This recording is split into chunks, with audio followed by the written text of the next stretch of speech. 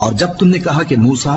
ہم سے ایک ہی کھانے پر صبر نہیں ہو سکتا تو اپنے پروردگار سے دعا کیجئے کہ ترکاری اور ککڑی اور گیہوں اور مسور اور پیاز وغیرہ جو نباتات زمین سے اگتی ہیں ہمارے لیے پیدا کر دے۔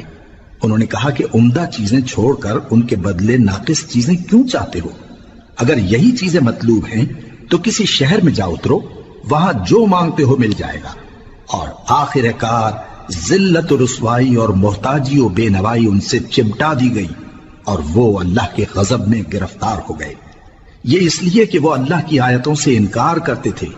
اور اس کے نبیوں کو ناحق قتل کر دیتے تھے، یعنی اس لیے کہ نافرمانی کیے جاتے اور حد سے بڑھے جاتے تھے۔ جو لوگ مسلمان ہیں یا یہودی یا عیسائی یا ستارہ پرست، یعنی کوئی شخص کسی قوم و مذہب کا ہو، جو اللہ اور روز قیامت پر ایمان لائے گا اور عمل نیک کرے گا تو ایسے لوگوں کو ان کے اعمال کا صلہ اللہ کے ہاں ملے گا، اور قیامت کے دن ان کو نہ کسی طرح کا خوف ہوگا اور نہ وہ غمناک ہوں گے۔ اور جب ہم نے تم سے عہد کر لیا اور کوہ طور کو تم پر اٹھا کھڑا کیا